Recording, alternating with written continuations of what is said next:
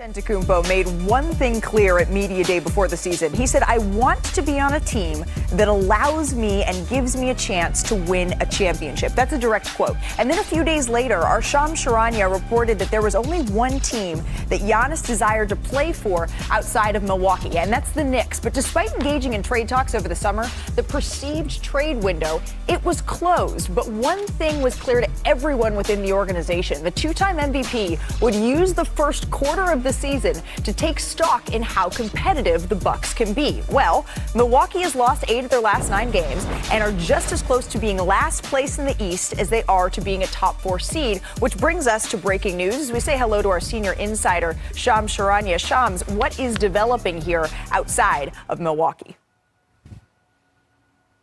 Malika, sources tell me that Giannis Antetokounmpo and his agent Alex Saratas have started open conversations that are active right now with the Milwaukee Bucks about the realities of whether his future is best staying in Milwaukee or the realities of moving on elsewhere. And my understanding is a resolution to this and whether this could lead to a trade request is expected in the coming weeks. So there's a timeline there. As you said, 9-13 overall. They just lost a 16-point lead to the Washington Wizards on Monday. And I'm told Giannis Antetokounmpo has been frustrated over the recent losing, but so have John Horst, the general manager, Doc Rivers, the head coach. There's been a lot of frustration within that Bucks organization over the losing, and also a sense of tension around the locker room about what this means for Giannis Antetokounmpo. I had one source even tell me and describe the situation as the writing on the wall for what's to come with Giannis Antetokounmpo. He was sold potentially on a championship vision by John Horst and Doc Rivers, returned, recommitted to this team. But this is a situation where this Bucks organization could be faced with serious consequences depending on how the season continues to play out. Okay, so the writing is on the wall here for how this could go if the Milwaukee Bucks are not able to make some sort of drastic change now that we're at this quarter mark of the season. Shams, thank you so much for that insight. I'd like to welcome in Chiney Ogwumike, Danny Green. In some ways, this feels like an inevitability, Danny, but I'm curious your reaction to the news that now we are marching towards the point that Giannis could not be on the Milwaukee Bucks. Are we shocked? I'm not shocked. I don't think anybody is shocked. We've seen him, again, I didn't think he'd be one of those guys to take down Instagram posts, but he's shown signs in the past, even before yesterday, that he's been frustrated and that it was time for him, that he wanted to be out. His family moved back to Greece.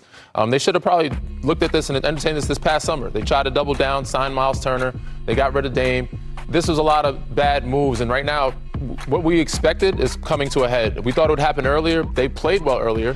But right now, him being out, having those injuries, having that little groin situation, and Ryan Rounds being his next best player is showing like I can't win with this. I can't do anything with this, and he's just very frustrated as a superstar player. Yeah. And he wants a fresh start somewhere else. Yeah, I know it's unfortunate as someone who probably wanted to be there as long as possible, but what I think about is that I'm not surprised because they've exhausted all options, in my opinion. They not only emptied the cabinet, they emptied the kitchen, and on top of it, for their future, they mortgaged their house. So what else is left for them to sort of move, whether it is with assets or just on the team, to maintain this expectation and vision that they collaborated on to win a championship? But, like, if this is the case, what a championship team would be getting is someone over the last 3 years that averaged 30 and 10 and 5 on 60% shooting.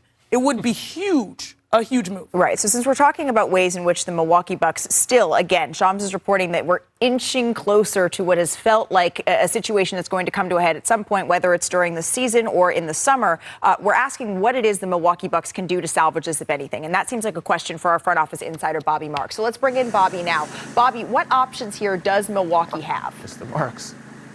Yeah, Malika, they're running out of options here. I think once we get to December 15th, most of their roster, if most of the players are eligible to be traded. So you're looking at, can a combination of Kyle Kuzma and Bobby Portis get you something out in the marketplace here? 2 players that make a combined $37 million.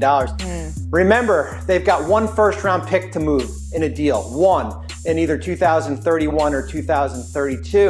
This is a roster that is top-heavy in contracts, unless you're going to move off Miles Turner, who's trade eligible starting on December 15th. So from a purely looking at it from Milwaukee's perspective, Malika, there's not much left there to go out and move. Something we do know about John Horst, the Milwaukee Bucks general manager, though, is if there is a move to be made, whether it is stretching Damian Lillard's contract, he has gotten crafty in order to try to maintain this roster at a championship level without Giannis, but they're running out of options. As we say hello to our senior insider, Brian Windhorst. Brian, if they're not able to get to that point, which it seems increasingly likely that the Bucks will not, who's picking up the phone and calling the Bucks for Giannis here?